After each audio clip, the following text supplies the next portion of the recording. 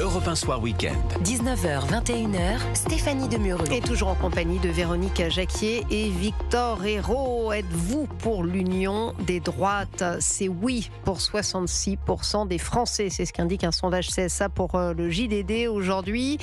Union des droites plébiscitée par les militants à droite d'un côté, mais décalage sur le terrain manifestement, ou plutôt en haut du terrain où les esprits ne sont pas prêts à l'accepter du côté des chapeaux à plumes LR. Cette semaine, Bruno Retailleau a même suspendu le président des LR du Haut-Rhin, Alain Cotte, pour avoir rallié la liste RN-UDR pour les municipales dans la ville de Colmar. C'est vrai que c'est difficile à accepter, Véronique Jacquier, manifestement de longue tradition, mais est-ce qu'ils ne vont pas être acculés à un moment donné, ces chapeaux à plumes du LR? Les Républicains, écoutez, les Républicains, ils sont menacés de disparition parce qu'il y a un rouleau compresseur qui s'appelle le Rassemblement national. Alors, la question de fond, en fait, c'est une union des droites, oui, mais quelle droite? Une droite plutôt centriste ou une droite plutôt nationale? Et là, le débat n'est pas du tout tranché. Vous avez effectivement Bruno Retailleau qui veut que les Républicains ne meurent pas, donc il veut être en capacité de faire exister, voire de ressusciter une forme d'UMP, parce qu'il ne faut pas oublier que l'UMP, ça avait été monté de toutes pièces pour préparer la présidentielle de 2007, pour que le champion de la droite, alors en l'occurrence à l'époque, il y avait une personnalité qui se détachait, il y avait un consensus autour de cette personnalité, c'était Nicolas Sarkozy. Mais il avait, lui, pour le coup, un rouleau compresseur. C'était l'UMP, Union pour un mouvement populaire. Et là, le rapport de force s'est inversé. Oui, mais c'est ça, mais à l'époque, l'UMP, c'était le centre, la droite. Et Nicolas Sarkozy avait réussi à siphonner les voix du Rassemblement national. Effectivement, là, on vit quelque chose d'inversé. C'est l'inverse. Absolument. Sauf que vous avez d'un côté Marine Le Pen ou Jordan Bardella qui, lui, tend un peu plus la main à Reconquête ou dit qu'il est en capacité de travailler avec, pourquoi pas, les Républicains, etc. Mais Marine Le Pen, elle ne veut pas en entendre parler. Pourquoi? Parce qu'elle est capable de fédérer des gens qui viennent de la gauche. C'est pas un parti explicitement de droite, le Rassemblement national. Nous sommes un parti de patriotes. Voilà ce qu'ils disent. Donc ils disent, nous voulons le rassemblement des patriotes. Donc eux, ils jouent sur l'ambiguïté. De l'autre côté, effectivement, vous avez les Républicains qui disent, nous, on veut élargir notre socle, montrer que nous sommes plus crédibles et plus sérieux que le Rassemblement national. Mais encore faudrait-il que, comme en 2007, ils aient une machine de guerre à disposition. Oui, c'est pas le cas. Et ce n'est pas le cas. En revanche, ce qui est sûr, c'est que va se poser la question, donc de quel rassemblement des droites nationales ou plutôt centristes. On voit que du côté de Édouard Philippe, ça marche pas, ça prend pas, donc c'est plutôt une droite nationale qui pourrait se dessiner.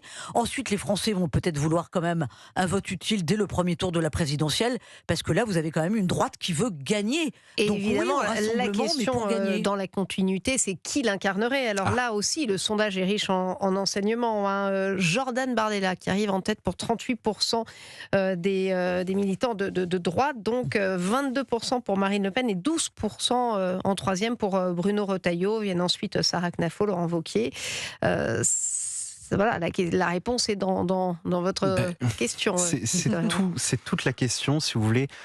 Union, coalition, etc. Faut comprendre que les électeurs, les sympathisants, les adhérents, peut-être moins les adhérents d'ailleurs, mais ces gens-là votent pour voir leurs idées arriver au pouvoir. Bon, ils se fichent à peu près de savoir qui va les porter, qui sera ministère de quoi, sous quelle couleur, quel logo sera. Bon, ça ils s'en fichent, tant que les idées l'emportent. Ça n'est pas du tout, il faut se mettre dans les baskets des personnes qui dirigent ces partis-là, qui eux se disent, non mais attends, il en va de ma survie, de mon parti. Évidemment, les Républicains n'ont pas envie d'être phagocytés par le Rassemblement national, comme Sarkozy, et Véronique l'a très bien dit, a lui-même phagocyté le Front national de Jean-Marie Le Pen à l'époque. Maintenant, moi je pense qu'avec le terme d'union des droites, on fait fausse route. Je pense qu'il est beaucoup trop tôt pour parler d'union des droites.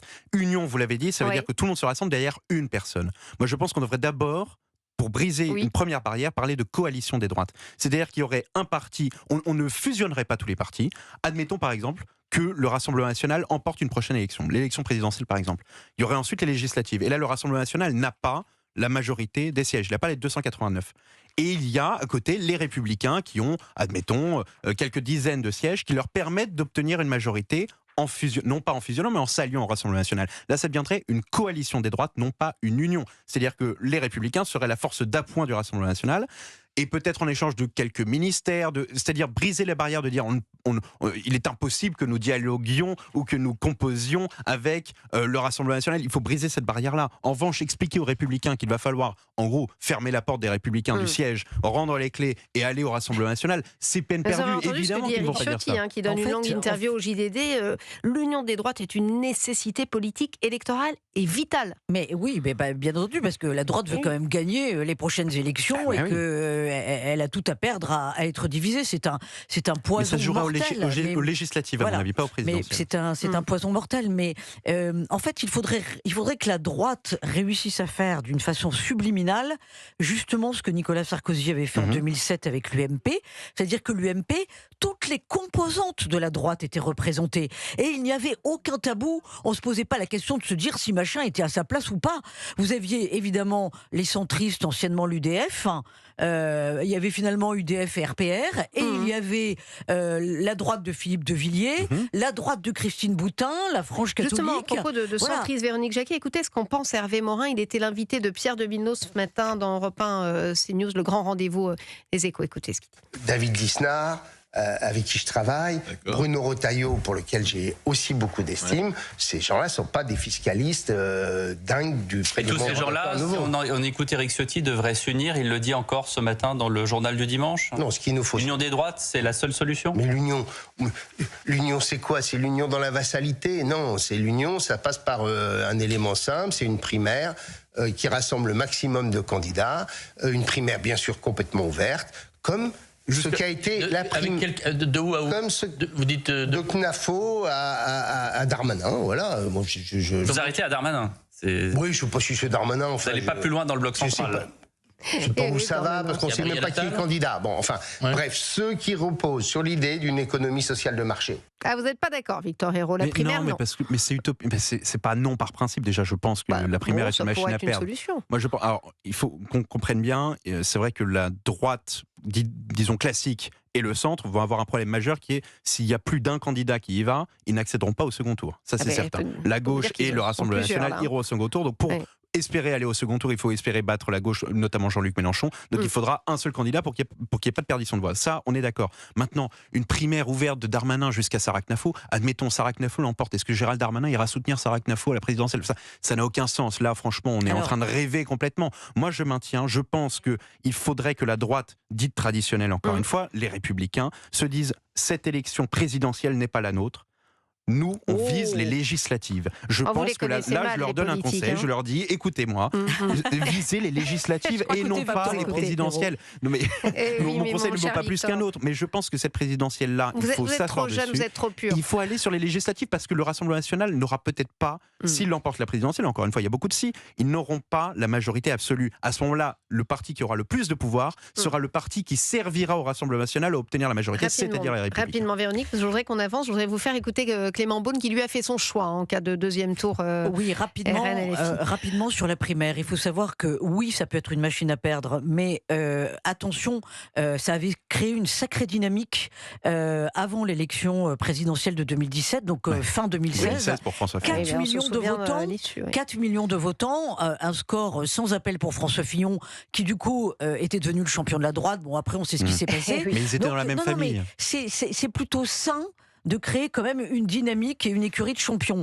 Après, que le meilleur gagne. Donc, quand il n'y a pas d'incarnation naturelle qui s'impose, c'est un moindre mal. En plus, ça peut quand même faire sortir des talents.